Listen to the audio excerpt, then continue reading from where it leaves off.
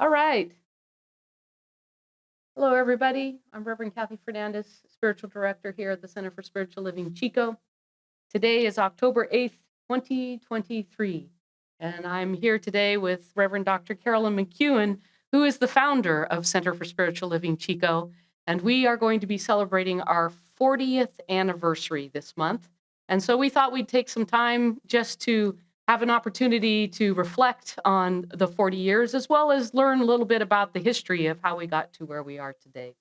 So, Carolyn, let me start with Science of Mind, a philosophy that started with Dr. Ernest Holmes.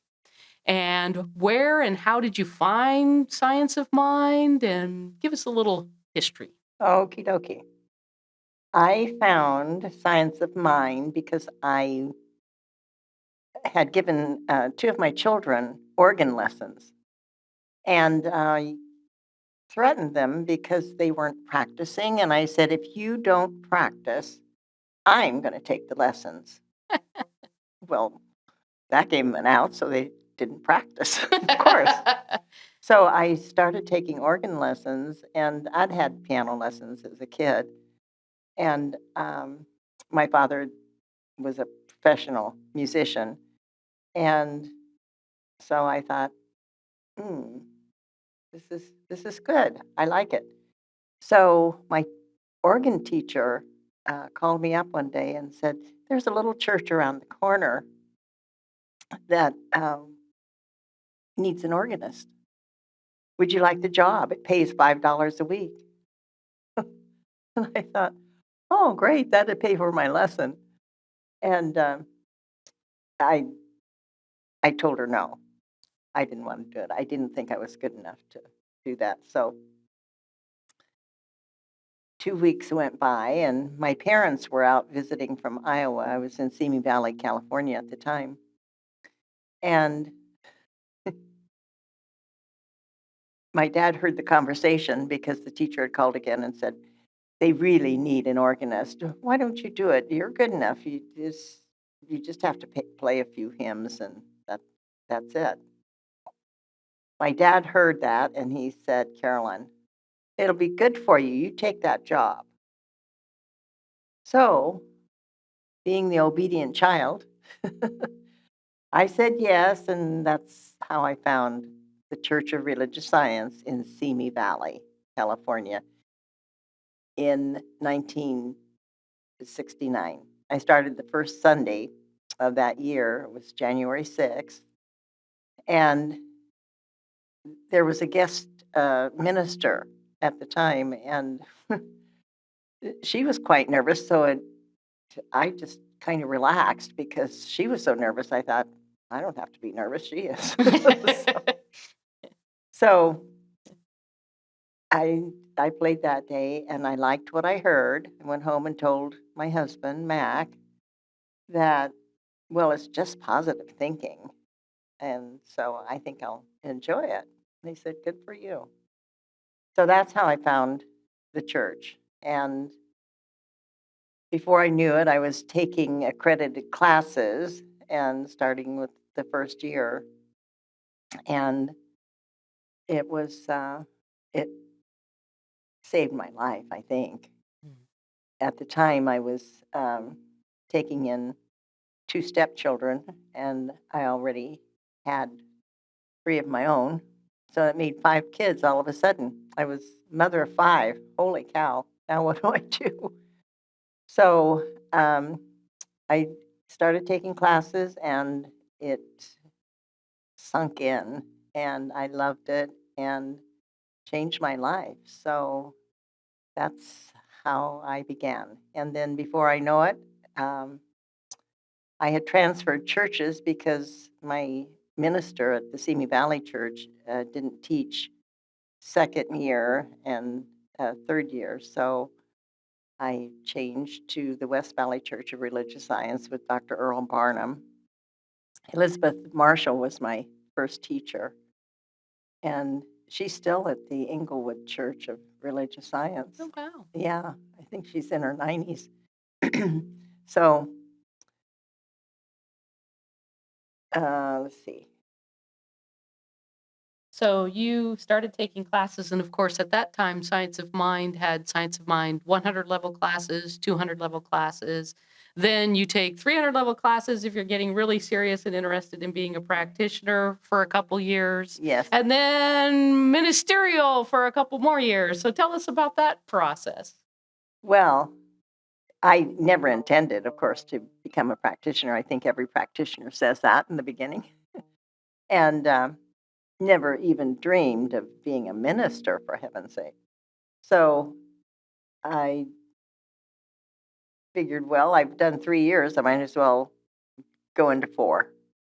And really, without any intention of becoming a minister, I just wanted to know more about the teaching. But as it happened, my Dr. Barnum chose me out of the class of 21 ministerial students to teach the class at the West Valley Church in Canoga Park and for the summer. And so I chose the class Treat Yourself to Life by actually Dr. Barnum had created the curriculum. Mm-hmm. And then the book was by Raymond Charles Barker. So I got to teach that class.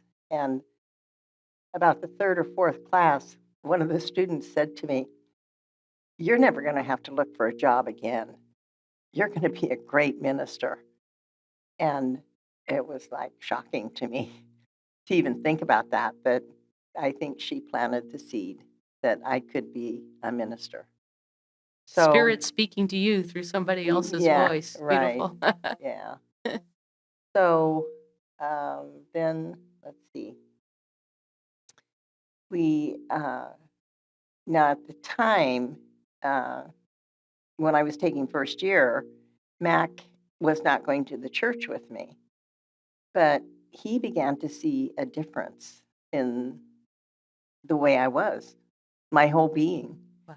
And he said, "Whatever it is that you're doing," he said, I think I need to know what that is. So he joined the church, and not that you have to join the church to take classes, but He started coming. he started coming and took Science of Mind.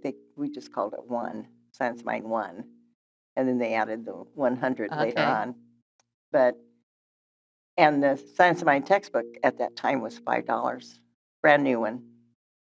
I still have it, and it's pretty raggedy, but I'll never Special. let go of it. Yeah. Yeah. So Mac took the classes, and then he was a year behind me. And so in 1974, he had graduated from Science of Mind 4, the ministerial class, and so had I. Had been out a year. I got my practitioner license. He got his, and we had a friend who was a Unity student, but he had moved to Atascadero, and he said, "Why don't you come up here and start a church?" And I said, "Well, it's not Unity, it's religious science." And he said, "That's fine, let's start one." So we did. We started driving up there every Sunday and met at his house, and we had 12 people, uh, mostly his friends, in Atascadero.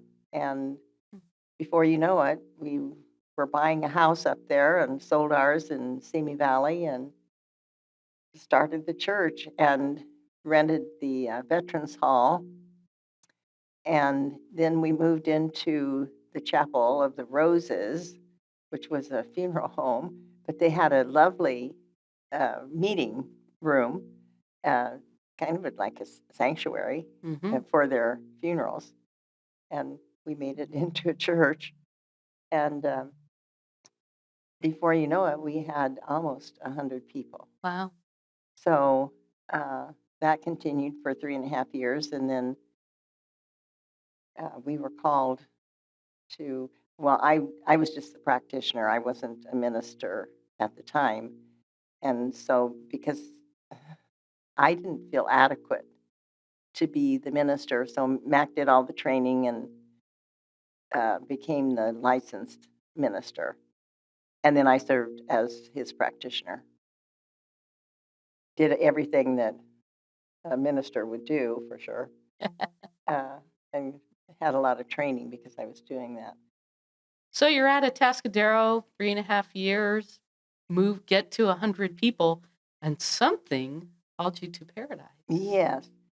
We had friends at the Simi Valley Church who had moved to Paradise, and he had heard that we had started the church in Atascadero, and he called us. It was Tony Hops, Tony and Sheila, and said, "We've lost our minister, and would you like to try out? Why don't you come up?" And he said, "This Paradise is a beautiful place," and he said, "We think you'd love it." And so we made arrangements and applied, and we applied as a couple. And at the time, the RSI really didn't have space for couples doing that, but we thought, well, we'll just try it anyway. Yeah, in other words, you're groundbreaking on co-ministry. Yes. Okay. So we arrived the night before we were supposed to speak. I had a talk ready, and Mac did too, and we were going to interchange. And Tony came to see us at the motel we were staying at, and he said, I have to tell you some bad news. He said the board decided they don't want a woman as a minister. And so I didn't get to speak.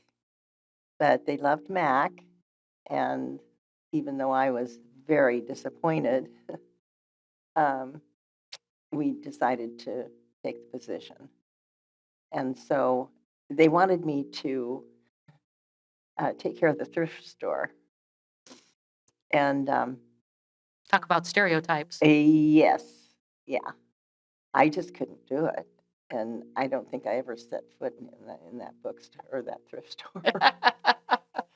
Be authentically you. Yes. I'm a minister. I don't want to run the thrift store. So sorry. So what year did you go to that Paradise? was 1978. 1978. We moved in April 30th, 1978, and started that next Sunday. Mac did. And at some point, Mac, he had a trip or something for work because we had bought a house and he was still working at his electronics job in Southern California. And so he was driving back and forth. He would leave on Thursday and come up to Atascadero. And then, oh no, he'd come up to Paradise. And, so he was working Monday through Thursday down in Simi Valley, and then would come up to Paradise Thursday through, I assume, Sunday. Yes. And then leave Monday morning and go back to work. Wow. So that's how it went for, it was probably a good year, maybe a year and a half. He did that. And then at some point, well, we managed to make enough money. At that point, they decided that, let's see, I think it was November of 1978, that I could be ordained, that I could be installed as a licensed minister. And because I was helping out and they liked what I did as a practitioner, I'd spoken several times. And then they finally said, why don't you just alternate? You know, we like the way you speak and we like Mac too, but if you alternate, we get 2 for 1. So. Did extra money come with that for you too? Yeah, $200 a month for me. So I don't think that was very good for my self-esteem, but I wanted to minister. It was just something pushing me, and I know it was God in action through me. So I did it willingly, and I loved the teaching, so it was good. And obviously you were natural at it, going back to the student who said. Yeah.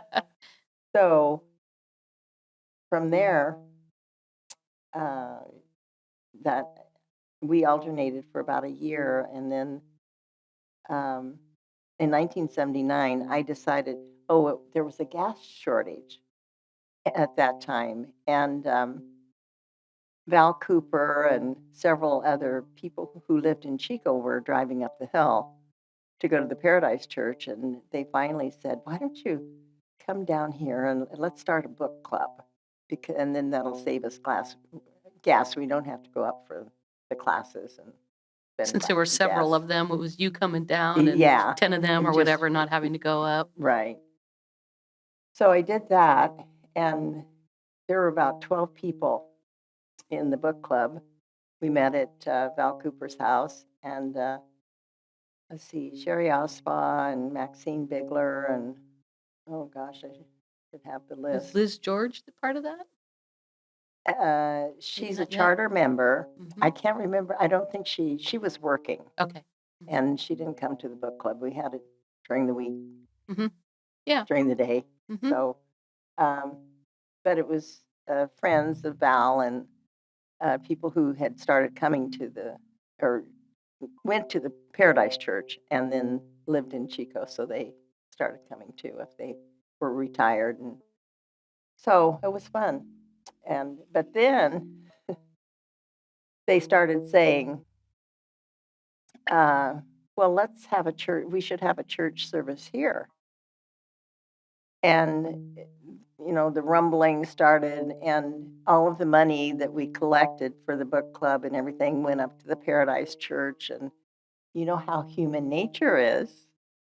So there was like, well, all that money's going up there and we don't get to benefit from it. So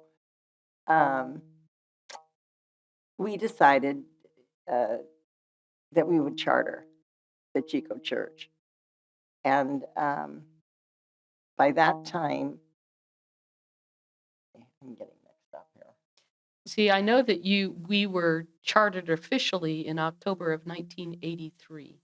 Yeah. See, so 78 in Paradise, then a year alternating, then the gas shortage happened in 79. So somewhere between 79 and 83, you had this book club and Yes. the urge to have a The Chico. church. So when they started asking for church service, I started searching for a place in Chico to meet. And the women's club came up, and when I checked on it, it was $50 a month. And gosh, we collected more than that with the book club offerings, because we did take a book offering for that. And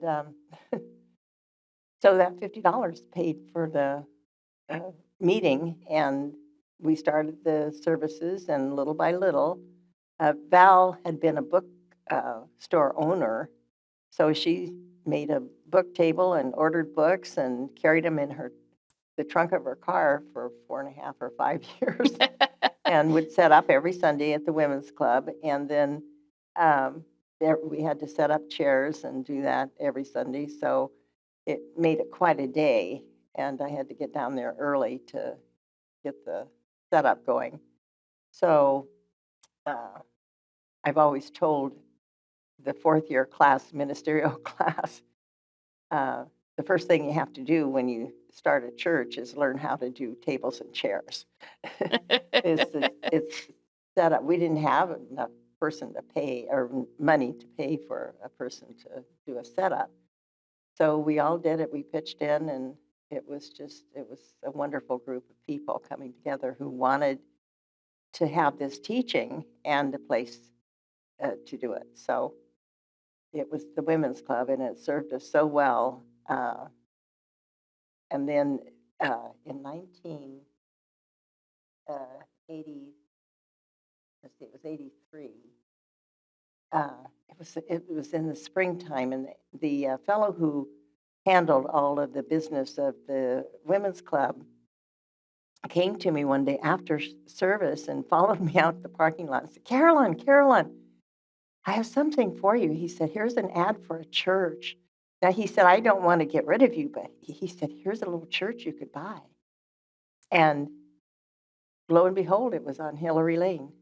So was this previously Hillary Lane already a church, and then people It, had put it on the market? yes, it had been a church and also a school. Okay. And, but it was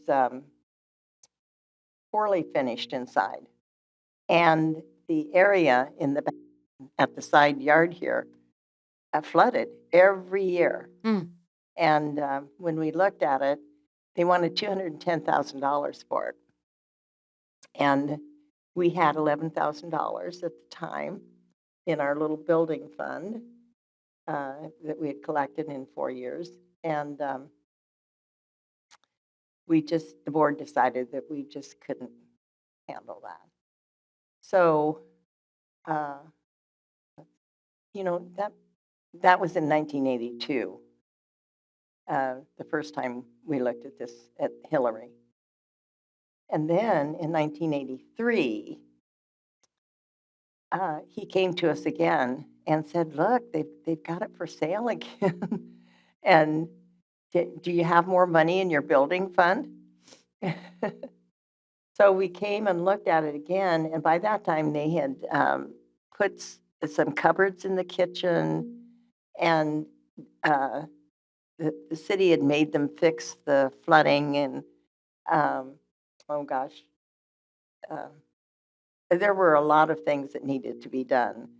But Louis Gates, the master at real estate, let me tell you, got the building down to $165. Is what we- 165,000? Yeah. And so I created a fundraising campaign. We had angels, a silver angel, a copper, silver, Gold? gold, and platinum. And one person gave platinum. I think that was $10,000. And then the rest of them were, 1,000, 5,000, and so on. Well, we collected $44,000 in 4 weeks That was with phenomenal. with the congregation. It was just the most exciting time I've ever had in my life. Wow. It's just people wanting to give, wanting this community to come together, and so we could pray together, be together, grow together in spirit. It was just a magnificent time. Yeah. And gosh, weepy. Yeah. So then we chartered the church that was on my birthday, December 1st, 1983. I think it was a November date, but the papers we signed were on December 1st. And then we had our first church service here because we needed to clean up. There was a hole in the wall back here that was the baptismal, and there were ugly things on the wall that we tore off and repainted, and did things to the platform and cleaned. We had cleaning days, and I'm telling you, the bathrooms were cleaned about 15 times. I'd see people go in there as a team, and then they come out, and then pretty soon, in another hour, I'd see another team in there coming out. Everybody just wanted to help. And so we got it cleaned up, and then January, the first week in January, we started church services here. And it was a wonderful time. We had we had the charter, I need to go back. We had the charter presentation with Erlene Castellaw, who was president of Religious Science International at the time. And she presented the church charter to me. And at that time, there were 150 people came to the women's club to see this charter presentation, and it was a lot of Paradise people too, in addition to the Chico people, which we had 81 people on the charter. And it was just it was a wonderful evening of celebration because we got the charter, and then the Sunday after that, at that party, the celebration party for the charter, Dr. Longy gave what he called a prophecy. And let's see, I have that on tape. And that's where he said, I was his favorite minister, and that I would build the church, you know, to a magnificent amount, or whatever he said, and that I would be a board member for RSI, that I would go on to do great things and change a lot of people's lives. I mean, it was just like, holy cow. And you're hearing this for the first time, and he's Yeah. intuiting your future. Yeah, it was just amazing. And then everything like that followed. It was Wow. a magnificent gift to me to have him do that. So let's see. And then what? So we chartered the church and started here. And I taught classes. I brought in a lot of workshops, seminars, anything that would help a person clear away old habits and patterns that were blocking them from knowing their authentic self. The true essence of their being is the Christ consciousness, whatever you want to call it. And we had a great time, and the church grew, and then before you know it, we paid the building off, which was a wonderful time too. It's just like it was an amazing day that we collected enough money to finally pay that mortgage off. And then, And that was a beautiful mile marker because we had burned the mortgage. yes, we did. We burned the mortgage. Because we had paid it off. Mm-hmm. It was wonderful, symbolic. Yeah. And so many people people lift me up in praise, but there were so many people that helped, and so many people dedicated to this teaching, and you're one of them. And look at you now. And it just, it's been an amazing life for me. And I don't know why I've been so blessed, but I have been. Because you're being your authentic you. I guess, yeah, that's it. Well, I know you and Mac were a very powerful team. I'll sort of transition a little bit to say I moved to Chico in 1988, and I wasn't per se looking for a church. When you talked about that you brought workshops, seminars, all kinds of things that helped clear old patterns and bring people's Christ consciousness to be more visible, I found the 12-step program here, grandchildren of alcoholics. Yes. And I felt, first of all, coming out that I was gay several years earlier, having gotten my degree here in Chico and then moving back to Chico, I had been born and raised Catholic, and I didn't want the shame and the guilt, but I had always been a very spiritual person. So when I came here, of course, 12 Steps Anonymous helped me to begin to go deeper personally on how I could improve myself and expand my knowledge of even feelings and who I was and what did that mean, i.e. my authentic self. And of course, when you're raised in your family, they already have certain ideas for you. But of course, I was a young adult still figuring out who am I authentically without my family around. And so I, of course, saw the flyers and some of the things that were being advertised, and it felt like, yeah, this might be something that I would be interested in. I will say right out of the gate that I made sure I wasn't going to come every Sunday because I did not like the feeling of you're guilty if you don't show up Oh, on yeah. a Sunday. Sure. And I began taking classes, and I started out with Mac, and my life began to improve. And then I was getting my master's degree at Chico State, and Sue and I had been together for a while, and we decided to have a child. And I went away from classes, and I started to feel like my life, I had all kinds of different issues, from financial to relationship to, again, just not feeling good. Mm-hmm. And so eventually circling back, and of course, my daughter was christened here. And so it's a very special place. And at one point, between 1989 and 2000, this center at the time was the Chico Church of Religious Science, and then Center for Spiritual Enrichment Center, and then the Chico New Thought Center, and now we're with Center for Spiritual Living Chico. So that's quickly here are the transition of names based on the times and what we feel we've been called. Mm-hmm.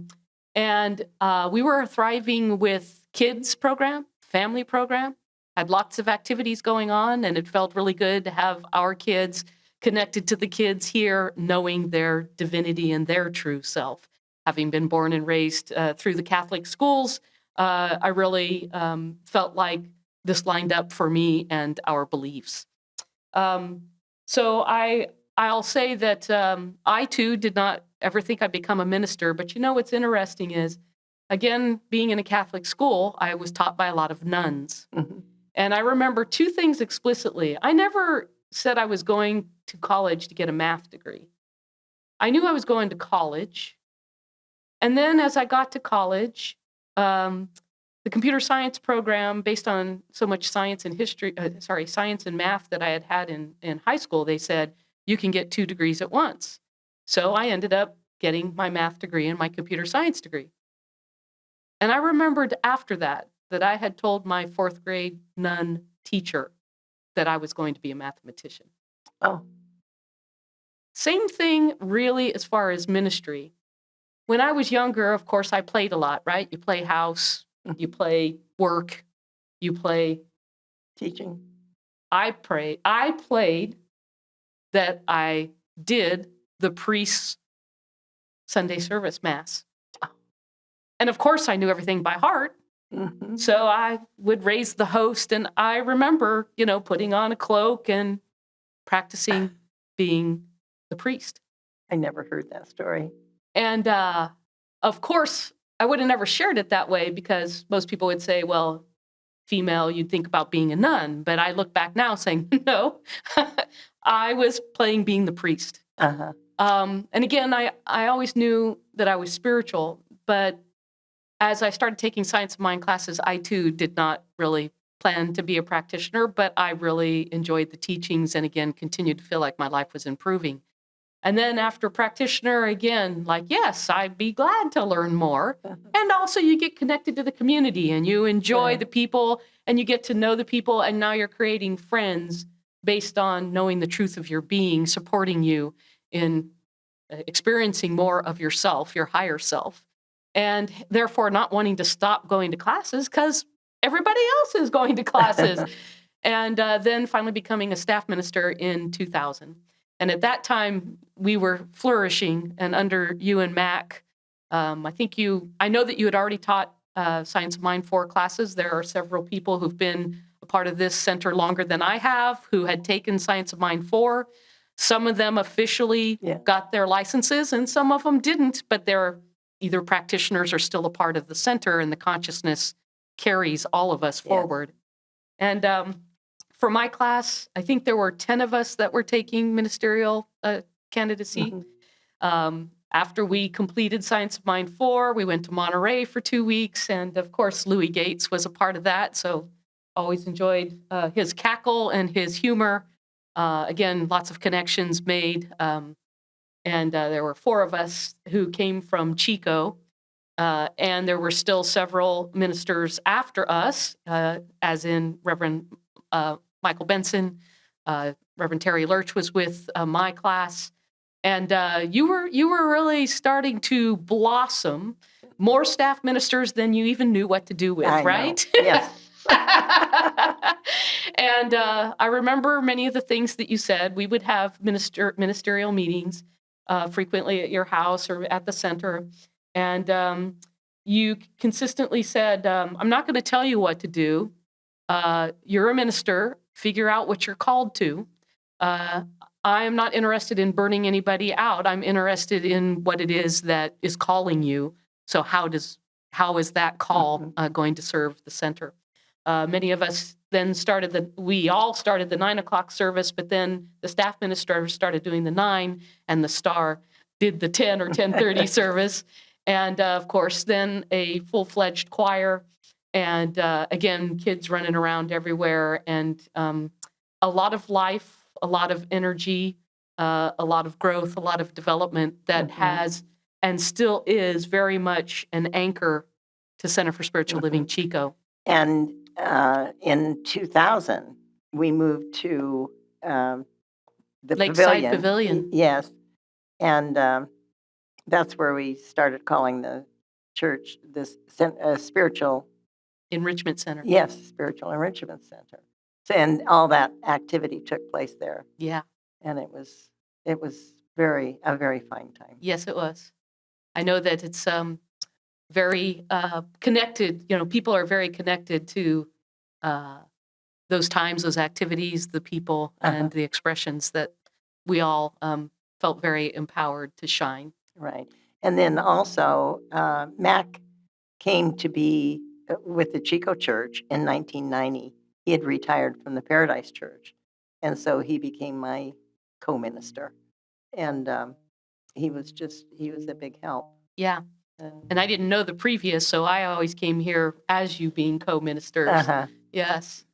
I would also say that,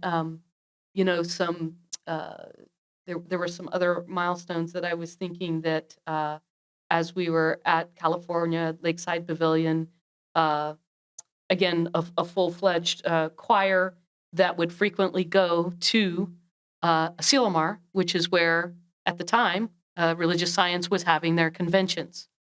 Yes. And I also wanted to make sure to put on tape that people used to say, Dr. Carolyn has her gaggle of staff ministers. Yes. And of course, you having served on the board, you were very connected with a lot of ministers across the United States and around the world who were launching centers. Well, then at some point, I served for 6 years as the director of youth. And Jackie Harold was first the director of youth, and then she had me come on, and I was teaching the Sunday school teachers how to teach the science of mind to the children. Mm-hmm. So, and those teachers weren't necessarily themselves trained in science of mind, or had they gone through science of mind and then preferred that they had been in the at least first year. Okay.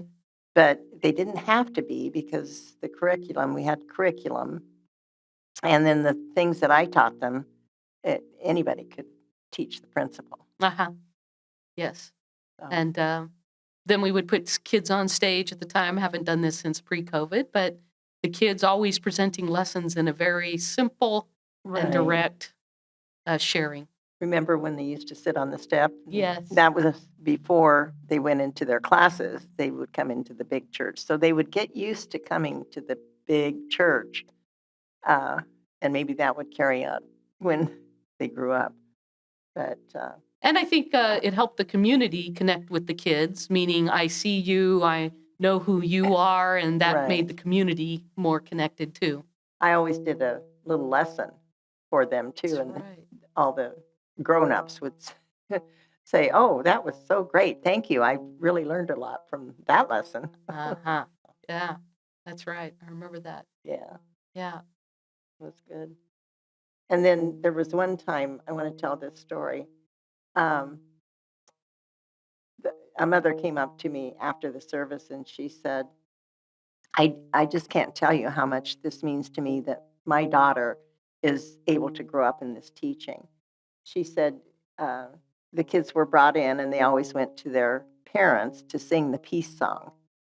And she said, my daughter, after we sang the peace song, tugged on my skirt and she said, Mommy, Mommy, all the grown-ups' faces are shiny. Wow. And it just, I thought, oh gosh, from the mouths of babes, Wow. she saw the light. Wow. And uh, it was such a wonderful feeling to know that these kids, were getting the teaching. And picking up on those vibes. Yes. Yes. Wow. So Amazing. Wonderful. So then you, unfortunately, Dr. Mac McEwen passed away in 2001. Yeah. Always February. going to be memorable for many people in the center. Mm-hmm. And then you retired in 2008. And then we had, most people know 2008 was terrible economic times. We had the Spiritual Enrichment Center at the Lakeside Pavilion with a side business of weddings. Yes. And we offered weddings at the building. We had a caterer, which meant for a lot of work to have this business, but it made sense with a center to have both of that and to be able to afford an absolutely beautiful building on the lake. Yes. And so that served us well for a period of time. And then when the economic times came, you rewired, as you called your retirement.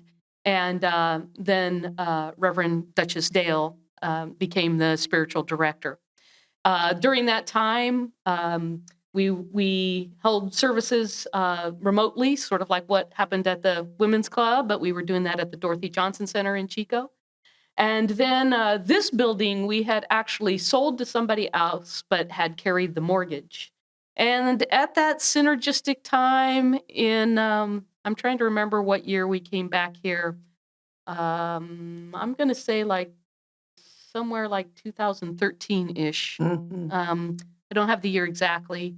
The person also, because of the economic times, decided that they needed to leave this building. And they approached the center and said, I still owe you this money when I bought the building. I'm ready to sell the building. I see that you are looking for a building. What about, I will loosely say, business-wise, probably didn't happen like this, but you forgive the loan and the building becomes yours again. Wow. So we came full circle. We came home. And then Reverend Duchess Dale resigned in, I believe it was end of 2015, maybe beginning 2016. And in the changes that had happened up till that time, Reverend Louis Gates had started the Center for Spiritual Living Chico, Greater Chico. Yes. And then Reverend Michael Benson had joined him. And again, just based on times, energy, synergy, Reverend Michael Benson experienced the love of his life passing away, Reverend Louis Gates. And Reverend Michael carried CSL Greater Chico forward. But when the opportunity came up that the Center for Spiritual Living Chico was now, and actually it was called the Chico New Thought Center at the time, and Reverend Michael leading Center for Spiritual Living Greater Chico, him and I came together and candidated to be co-ministers back here at the center, merging the Center for Spiritual Living Greater Chico with Chico New Thought, and to change the name to Center for Spiritual Living Chico. So Reverend Michael and I co-directed for a couple years, and then I became spiritual director. Reverend Michael continued in his business, his professional business that he's had his whole life. And in those changes, we continued to carry forward and first experienced the campfire in November 2018. So I would say when Reverend Michael and I came in 2016, that was one thing, but Reverend Michael lost many of his belongings in the campfire. Plus, we had many in our community.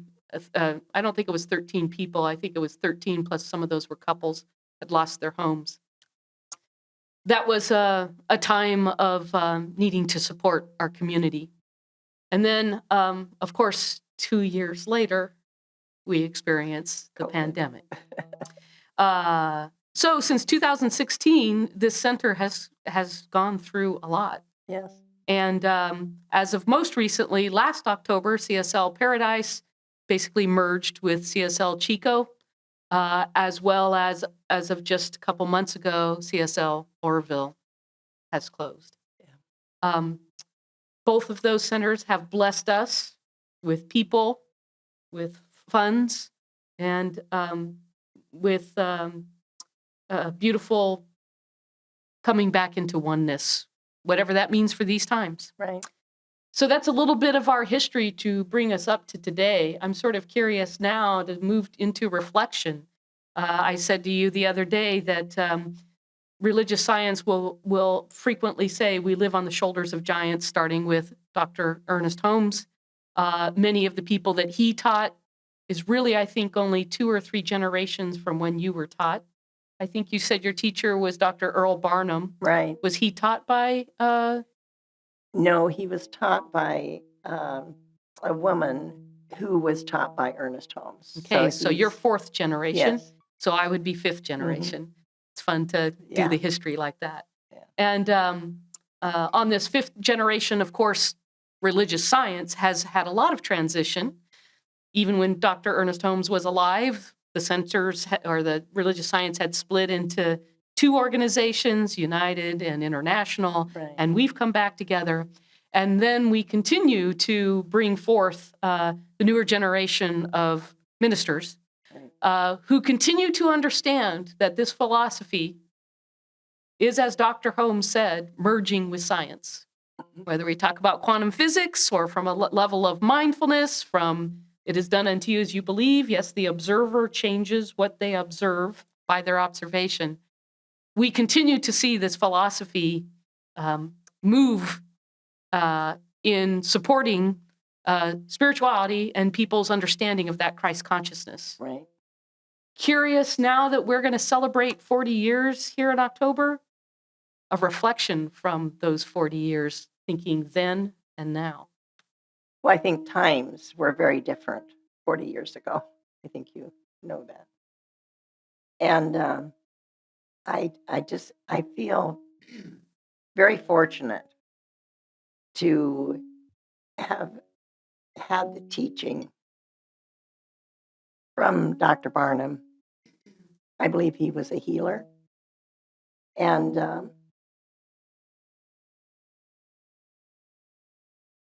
his teaching has touched me so deeply. And